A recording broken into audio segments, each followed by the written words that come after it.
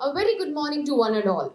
REVA University was founded with the long term goal of educating and equipping the upcoming generations of managers and executives to create a sustainable enterprise that will not only allow them to achieve operational excellence but also to investigate a novel business models. With highly qualified staff and competent management, REVA University offers its students a fantastic learning environment and promotes intellectual, social, and ethical development, and so equips them to successful careers.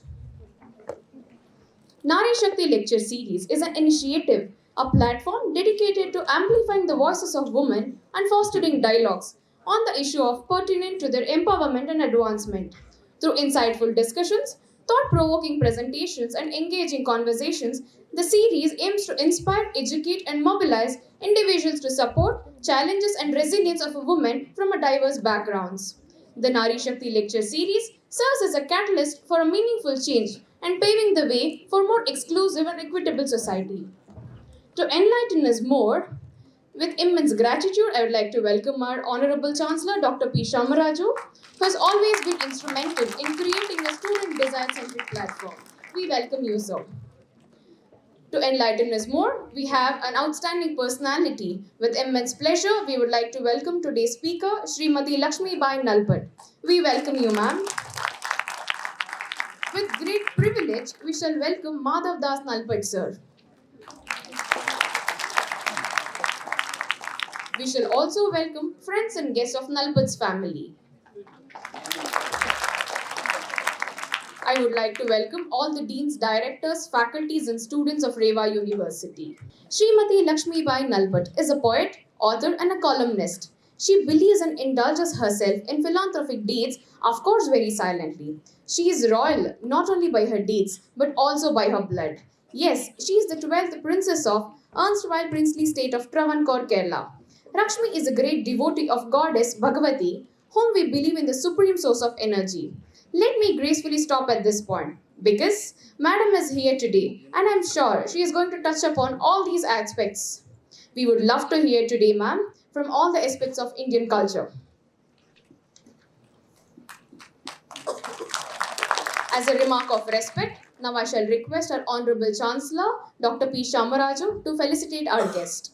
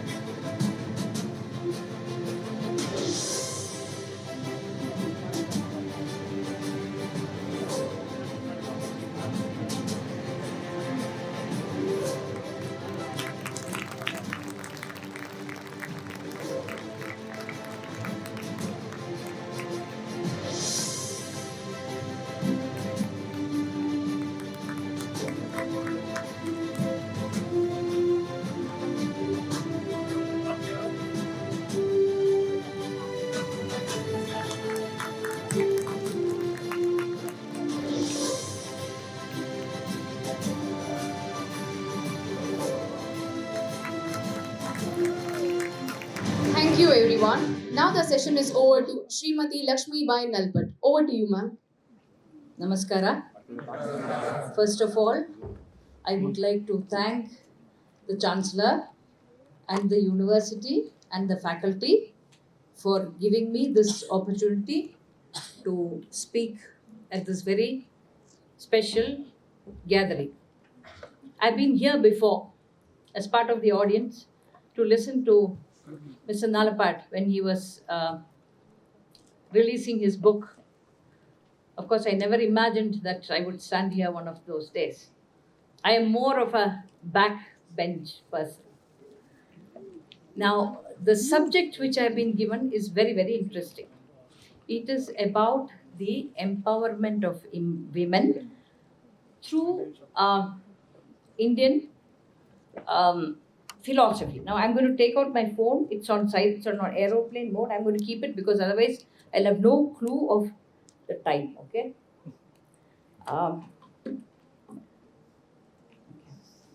let me start with the definition of power as we studied in school. Power, as we learned in physics, is the ability to do work. By work, I don't mean drudgery. When we truly love what we are doing, whatever it is that we are doing, okay, whether you're an educator like many of you, whether you're a dancer, oh, by the way, the dance performance was fantastic, and so was the Bayi, and I love visual shows, and it's up to the mark. It's like world class. And what I love about one extra thing which I would like to mention about the dancers, the first group of dancers, is their costume. Their costume has been beautifully designed by somebody who obviously knows how the body will move, because I've seen sadly, a lot of women who do Bharatanatyam with skirts which are so tight that they can barely move their legs. I am scared when they kneel or when they sit that their clothes are going to split. It's that tight. But this is wonderful. It's also very aesthetic. My compliments to the person who designed the clothes, especially, and of course the choreography and the rest of it. Now, let's take one of the most popular stories in India. They say that Brahma is the creator, Vishnu is the preserver, and Shiva is the destroyer. However, when you think of creation, you think of Mahavishnu sleeping on a Karana Jala, or the Ekarnava waters. His eyes are closed. He's sleeping on the snake Adishesha.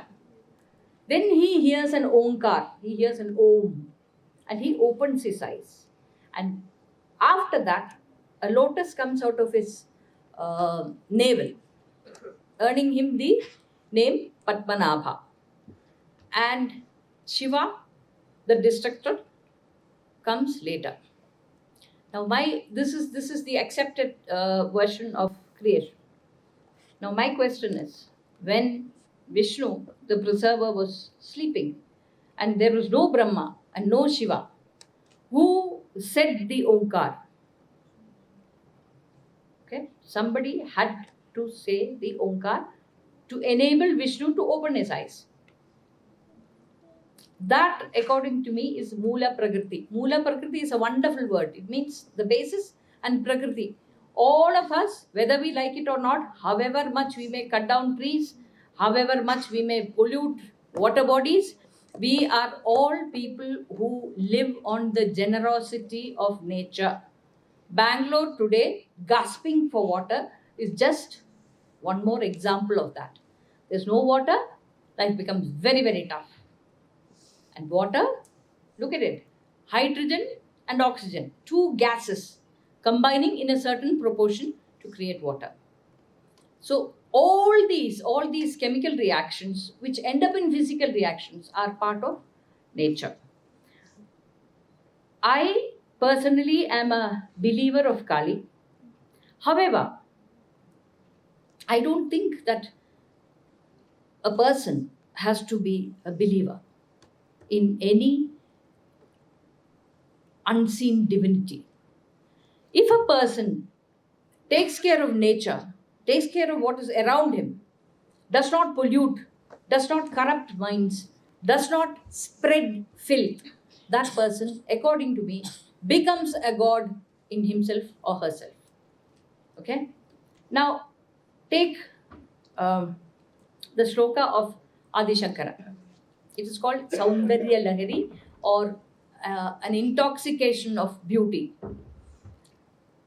Of course, this is much before body shaming. Nowadays, many male friends of mine are scared even to tell a girl that she's looking good, because it can be construed as harassment. I am 62. I am in that fortune. I've passed that my youth when it was very nice and very acceptable and something that I look forward to be complimented. Oh, you're looking nice. Ah, ha, ha. Like that. Now, Adi Shankara has he's written many things. He's written this 100 stanza poem called Saundarya Lahari. And it starts out, the opening sentence, the opening stanza I will tell you, then I'll translate it for you. It is Shiva Shaktya Yukto Yadi Bhavati Shakta Prabhavitum Na Che Devam Devo Na Khalu Kushala Spanditum Api. Shankaracharya goes on to say that unless there is a mingling of Shiva and Shakti, there is not even the chance of a spark of anything happening, let alone creation and the world and the universe as we perceive it. Now, Shiva is called Mahadeva. He is the Deva of Devas.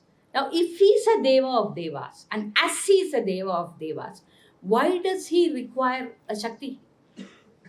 Is he not complete in himself?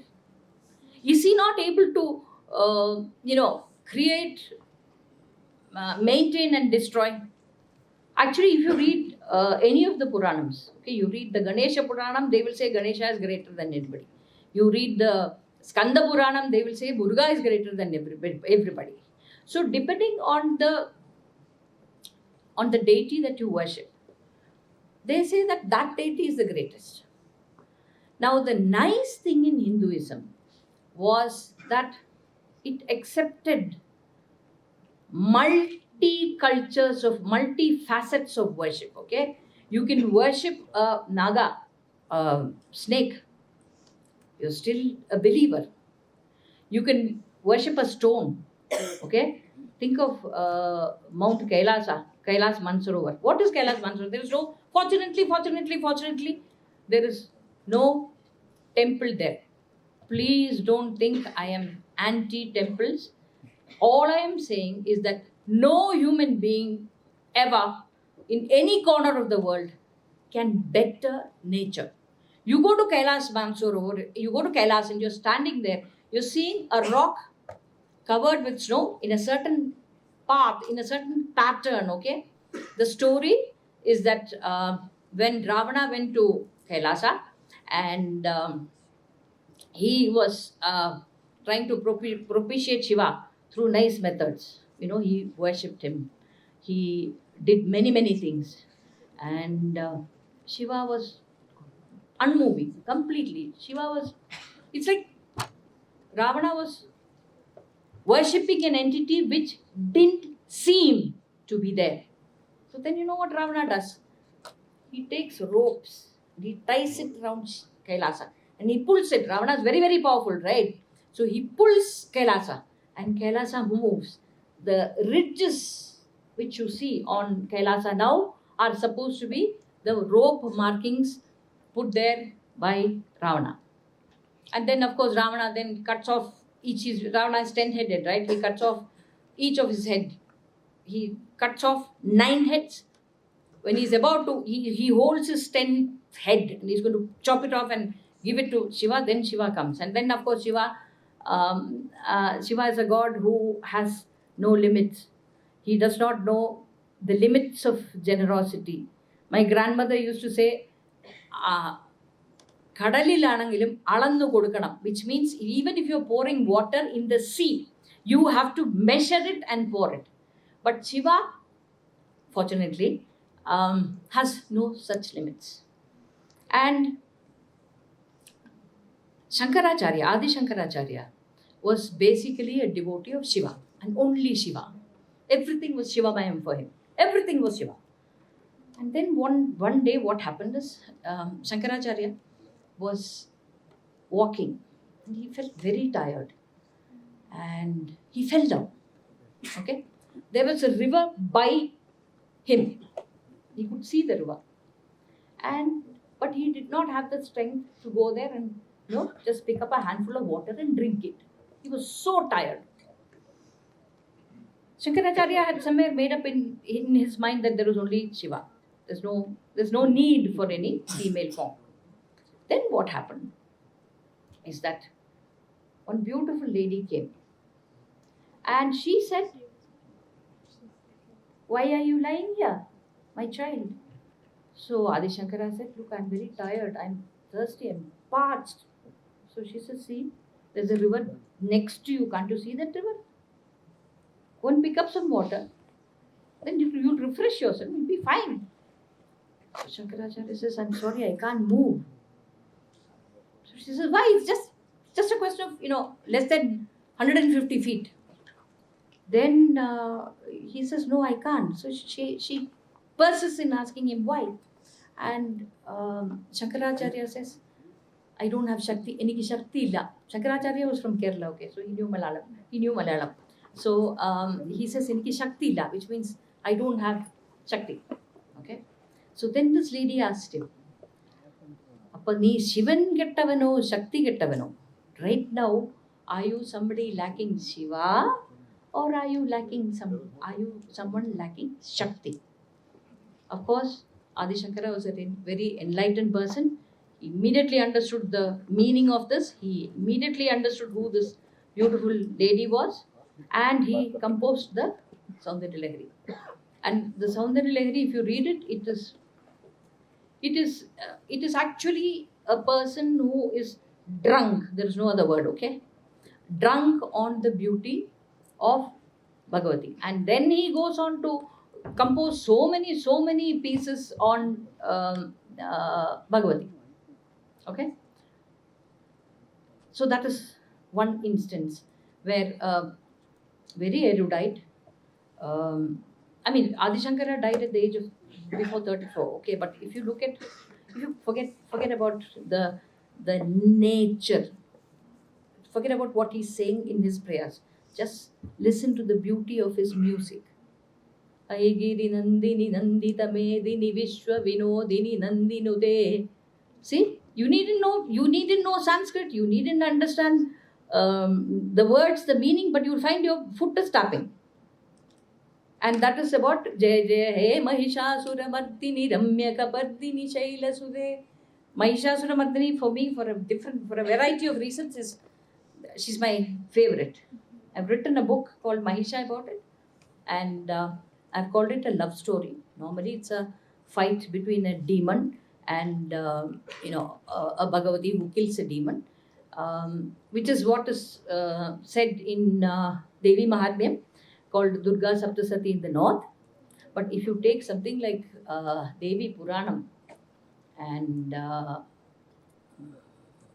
it's wonderful. Devi Puranam also gives a lot of stress on Radha. The Bhagavatam, which is what is read for 7 days without a break, the story of Krishna. The story of Krishna as a baby. The baby Krishna is very, very different from the politician Krishna. The politician Krishna is the one who who expounds the Bhagavad Gita, which is very philosophical. The best thing about the Bhagavad Gita, which unfortunately lots of people don't look at now, is that after expounding the Bhagavad Gita, Krishna tells Arjuna, this is what I think. I have told you what I think. Now you cogitate about what I have told you, and do what you want. That freedom, that respect for individuals was always there in our ancient Sanatana Dharma. It was there for everybody. Okay. In Padmanabhaswamy temple in Trivandrum, the story goes that there was a saint, a bhakta of Mahavishnu called Vilvamangalam Swamigal. He was a sannyasi, and he used to do puja to Vishnu every day. And there was a little kid, 3-4 years old, wearing the Panchaganjaya. Come and help him pick up flowers, make Naivedyam, this consecrated food, etc. for Vilvamangalam. And Vilvamangalam loved the kid, and the kid loved Vilvamangalam. One day, the kid took the Salagramam. Salagramam is a physical representation of Mahavishnu. Okay, I'll digress. How did Salagramam come about? There was a lady called Vrinda. Okay, and she was married to a demon. And they said, anybody can kill the demon only if Vrinda's chastity is compromised. So Mahavishnu puts on the form of her husband and goes and sleeps with her, and her chastity is gone. At that point, because Vrinda is such a chaste woman, she realizes that this is Mahavishnu. And she curses him and says, "You're so unfeeling, become a stone." That is Salagrama. And that is the origin of Salagrama. And of course, Mahavishnu curses her back and says, "May you become a plant." So she becomes a Tulsi. And Vrindavan is where Krishna, spends his childhood. And Vrindavan is also the place where Krishna is happiest, because there Krishna is among people who love him. There's no other agenda. Okay? The Pandavas are the sons of Krishna's father's sister Kunti. How objective was he in pushing the Pandavas? We do not know. But in Vrindavan, you take Yashoda. Take Yashoda. Yashoda, there is this beautiful piece in Tamil called Enna Tavam Chedane Yashoda. Engum Nirai Parabrahmam Amma Ennare, which means what penance, what did Yashoda do? That the whole, the Brahmanda, the universe, the power comes to her and cries Amma. Krishna cries to her.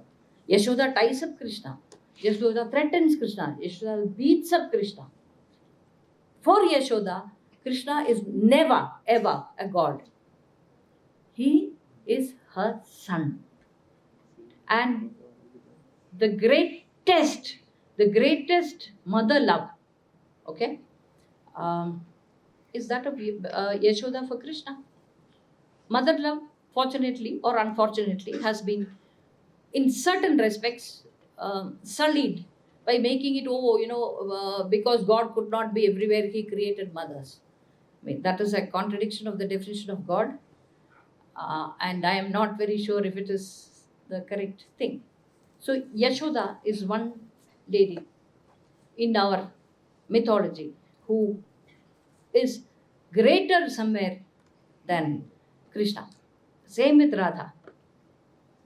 Radha, mind you, I mean, the pundits, the moral pundits who seem to be sadly growing in society, they will kill people for taking this stance. But whatever I am quoting from books.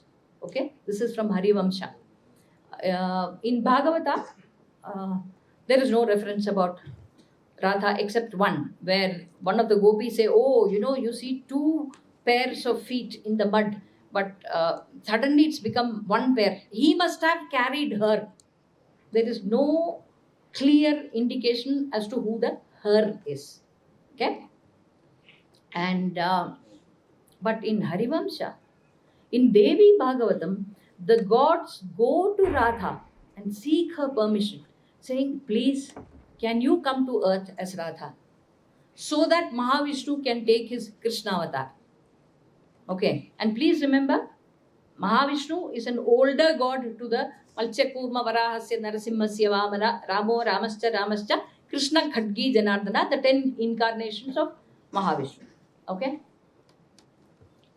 And who is Radha? Radha is a kinsman of Krishna. Kinswoman, of Krishna. Okay? She's already married. She's married to Ayyanar. She's an older woman. She's a woman who has economic freedom in her own right. She does not have to depend on her father or her husband for economic stability. Okay? It is very interesting to note that the goddess of wealth is Lakshmi, my namesake. Unfortunately, I must tell you one thing, which I realized much later in life. Lakshmi does not keep money. Lakshmi keeps giving money. If you look at Lakshmi, it is her hand and you have that Kanakadhara. Unfortunately, she does not keep money. I told my grandmother you should have changed my name to something else, to Kuberan. Okay, even Kuberan is like that. And now Lakshmi, without Lakshmi, Narayan becomes a beggar. Mahavishnu becomes a beggar. He has a fight. One nice thing is that the gods also have fights like all of us, the husbands and wives. Very nice.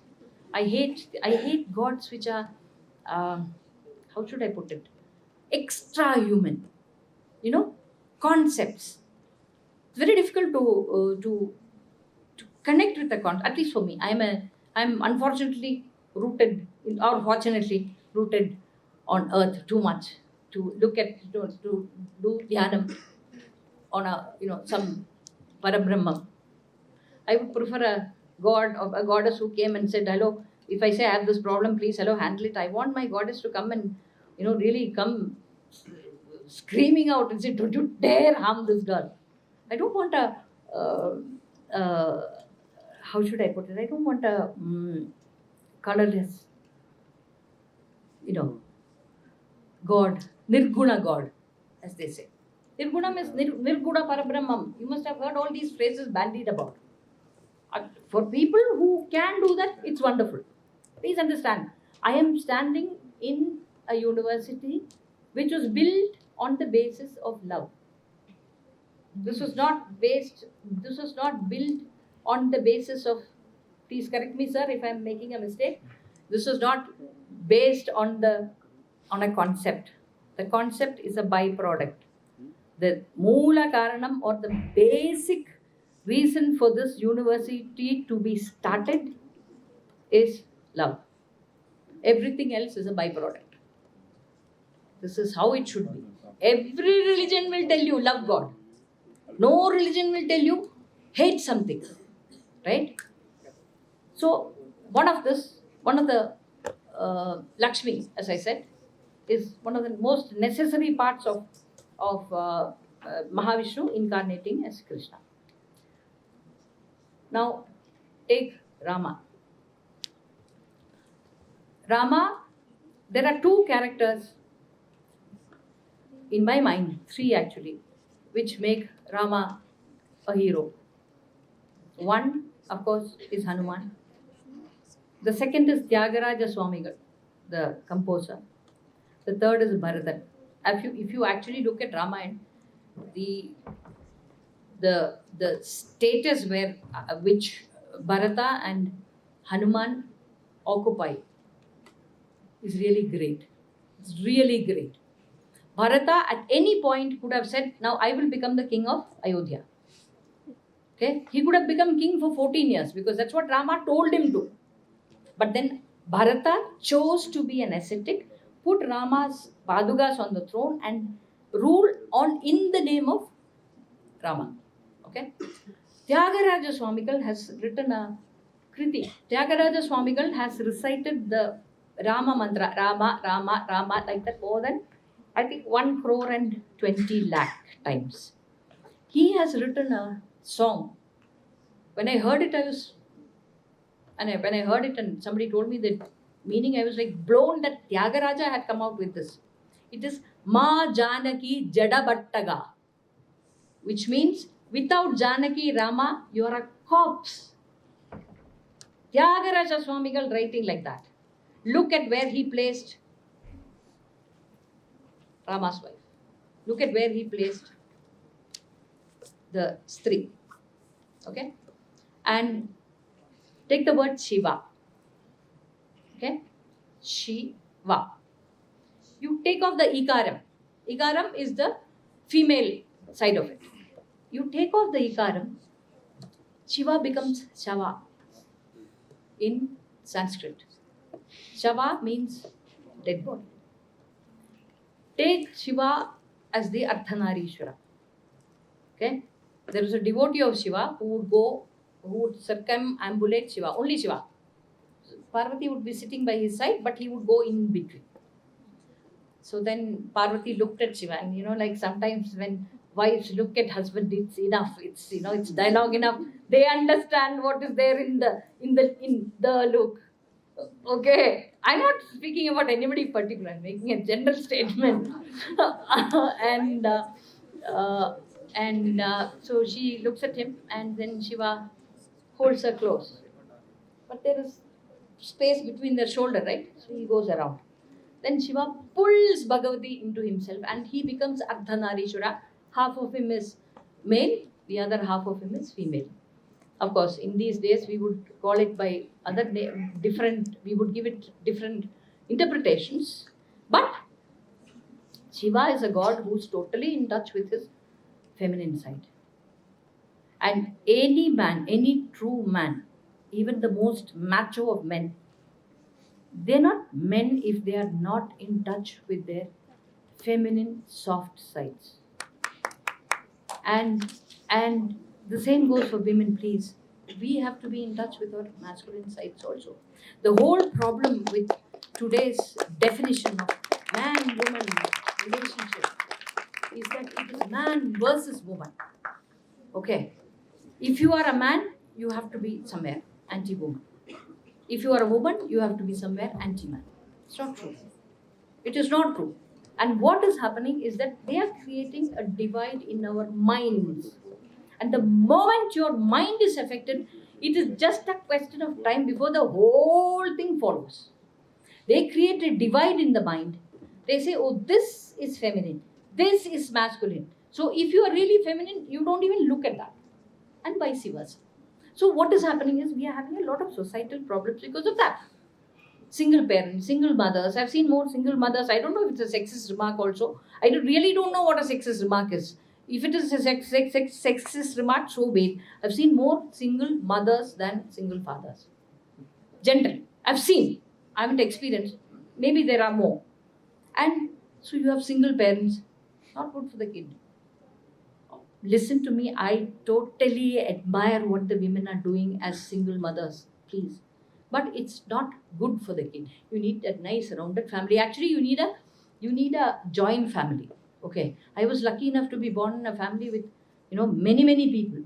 They never believed in family planning in those days, right? So my great-grandmother had 10 siblings.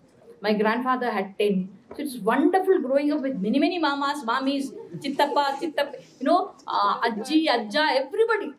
And then, you never felt that, in a nuclear family, I'm seeing this.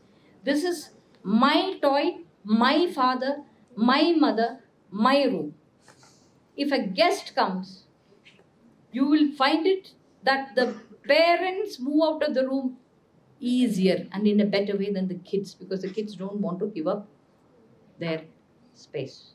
It is very, very important to have your own space. But it is equally important to know how to share, when to share.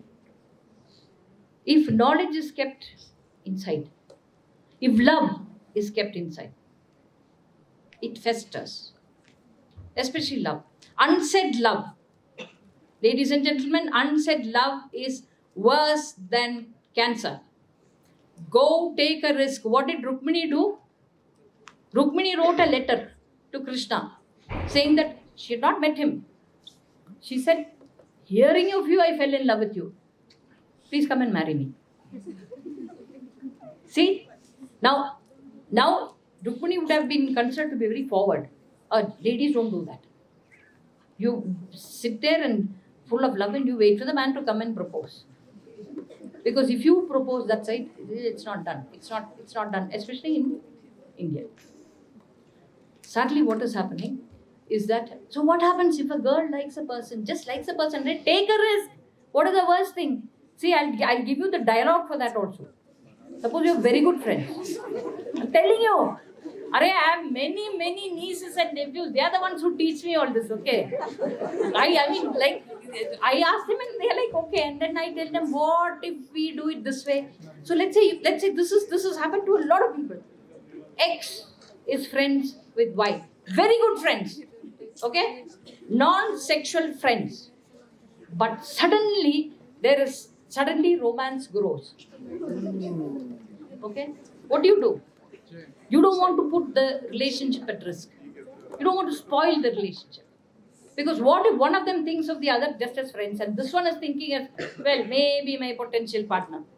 So then this is the dialogue. Please note it down. It will help you. It will help you at times when you don't expect it. Okay. Say, hello, this is a relationship which I would not give up willingly for anything.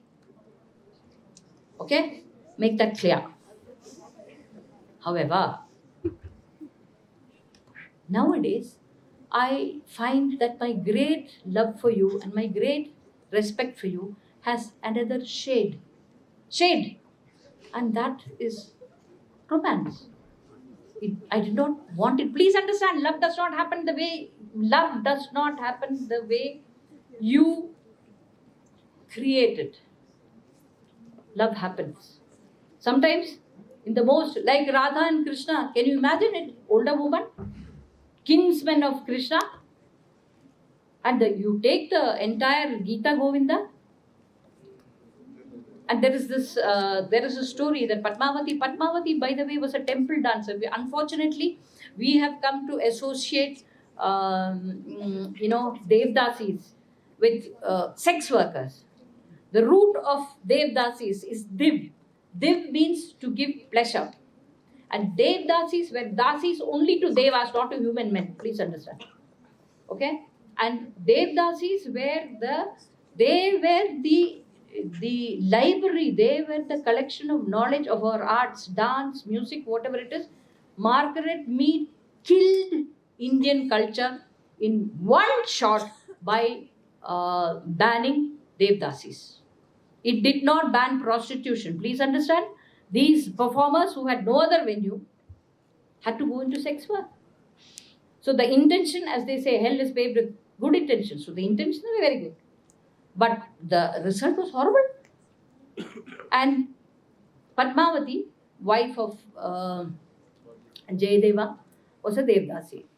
And Jayadeva was writing this beautiful poem called, if you can read it, you can please see it danced, okay? And please see it danced by,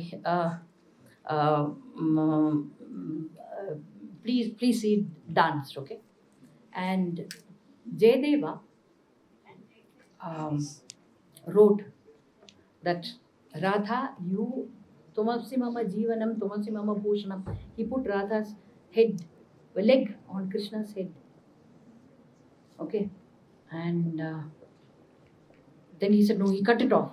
Then he went for a bath with oil on his hair. He came back. When he came back, the sentences which he had cut had been rewritten by somebody who came in his form. So that is the power of women. I want you to, all of us, to celebrate both the male and the female in us. I want us to follow our ancient customs. I want all of us to be free of traps. I want all of us to be happy, which is possible only when there is a male-female balance. Thank you very much.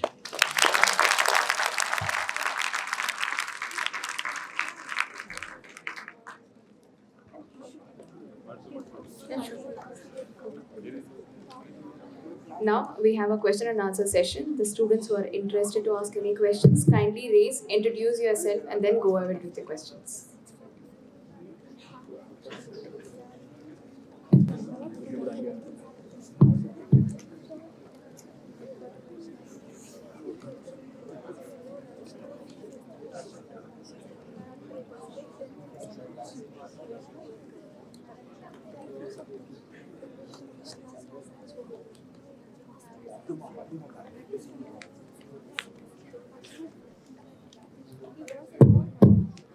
Hello, ma'am. Yeah. Hello. Yeah, hello. I really like your perception of Yashodas and Krishna. Thank you so much. It reminded me of my mom. Even my mom is a single mom, and okay, I'll get to the point. See, you know about this Tirupati Balaji temple, right? So there Nitya Kalyanam happens. So there is a reason for that. So the Lakshmi Devi feels like this guy is not taking care of me. He has neglected me. I don't like it. I'm not being treated properly. So that's why one saint comes and asks, how was he treating you when he got married to you at the first day? So Wise man. Very wise man. So he tells that Lakshmi Devi then tells, oh, he took care of me like anything. I felt most protected, most loved. And he has two wives, not one wife, two wives. Uh, I'd like your perception on that. It's absolutely true. I mean, I'm saying that this Mr. So, Mr. Nalapat, my husband in the audience, okay? Before we got married, we used to speak on the phone for hours through the night, okay? Now I have to beg him, MD, please talk to me, please sit here for 2 minutes. This happened this morning also. Sir, I'm sorry, sir. It's true. It's true. So the solution that Monk gave to Tirupati Balaji is, see, he treated you well on the first day of the marriage, right? Every day you get married. Every day you get married. So that's the reason there is Nitya Kalyanam at Tirupati. And I have narrated this to you because what do you feel about this? I mean, like, what's your... Nitya Kalyanam also, what you said is 100% correct, okay? And it is applicable also because, when you're you're not married, I presume. When you're newly married... I'm a student, ma'am. So that's... You can't say students get married when they are very young. You can't say. Nowadays, it's like... Don't you... I mean, I am not a big social media person, 16-year-old and 18-year-old runs away with 14-year-old. That's right. I always check, okay? Now, it is true. It is true that when you get married, everything is new. Areva, come, sapud, I will wait for you. Okay? After that, it is like, oh, you've eaten. It's like that. That is the worldly aspect of it. The second aspect of it is actually showing the mingling of the male and the female. Because Bhumi is where the avatars happen, right? Bhumi is the venue. Bhumi is the older wife of Mahalakshmi, incidentally. Mahavishnu. And Lakshmi is the newer one. And Lakshmi is required because Mahavishnu is the lord of sthiti, right? Of maintenance. So he needs economy. And Mahavishnu, Lakshmi provides him that. My last question. Yeah. There is this Shiva Vishnu Veda going on. So, how do you... Yeah. No, ma'am. Shiva Vishnu. There is this constant fight between Vaishnavites and Shaivites. Shiva is greater, Vishnu is greater. So, I feel like at one point it is dividing within the religion. It is creating a division within the Hindus and all. So, do you like to say anything about that? Of course. Thank you. It's a brilliant question. Thank you for asking that. If you go to a place called Srirangam, okay, where Mahavishnu is lying on Ananta, you will find Iyengars there, okay, and you will find two groups of Iyengars there, Tenkala and Vadakala, and they are constantly fighting to say that we are the better people within Vaishnavism, okay. The second thing is that according to our mythology, Onkara Rupa Kamaniya Padara Vinda Sri Vanchi Pupa Kuladevada Vishwadrupa She Shayana Shiva Pujana Padmahasta. Mahavishnu is lying on Ananta Shesha. Shiva Pujana Padmahasta. With his lotus hands, he is doing puja to Shiva. Okay. And M.D. Ramanathan, a brilliant singer, has composed this thing saying Hariyum Haranum Ondre. Is there anybody who does not know that Hari and Haran are the same? You see depictions of Shiva doing tapas, right? Right?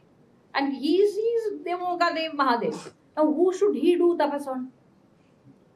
If you are the Almighty, who should you worship? He very, very clearly in Ramayana, he says, I am doing worship to Mahavishnu. And the Rameshwaram, the place Rameshwaram has two meanings. One is the god of Rama. Okay? Which means Shiva is the god of Rama.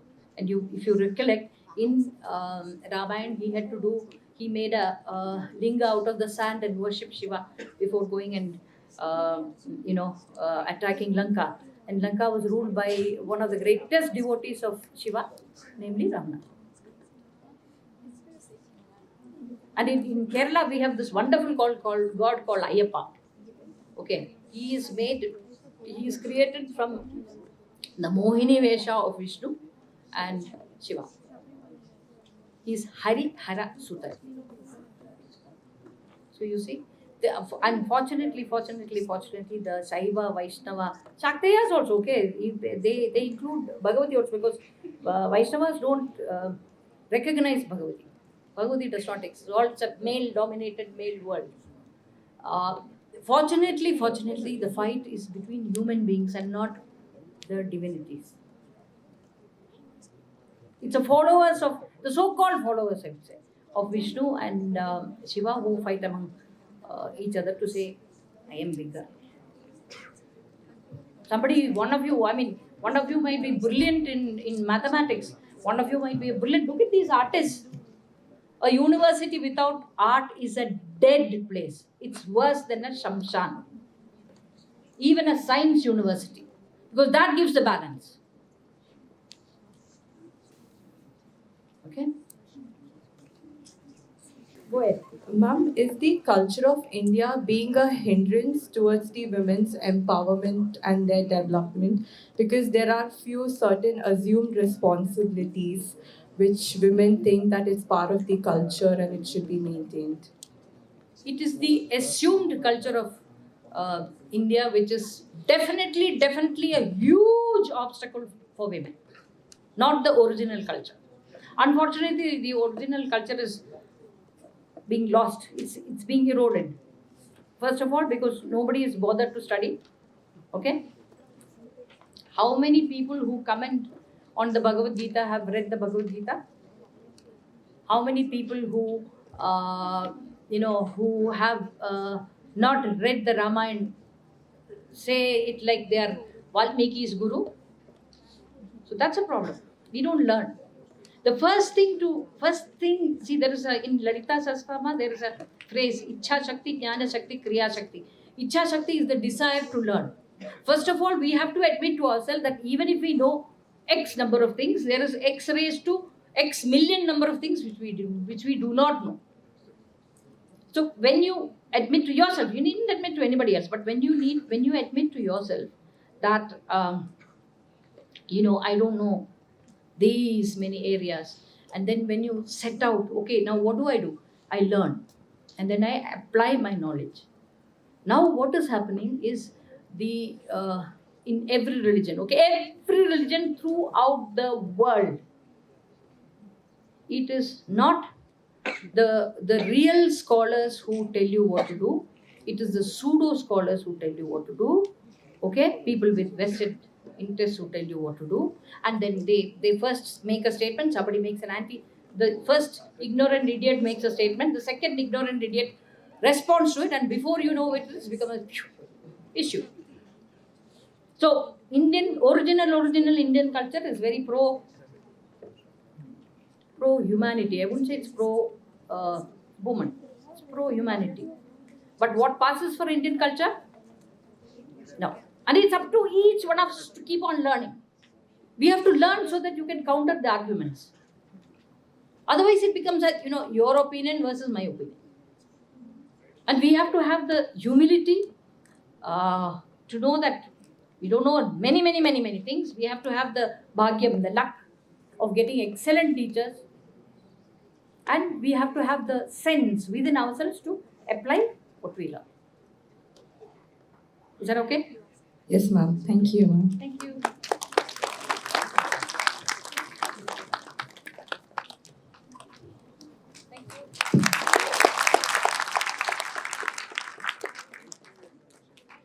First and the foremost, I'd like to thank our beloved Chancellor, Dr. P. Shamaraju sir, for his unceasing support.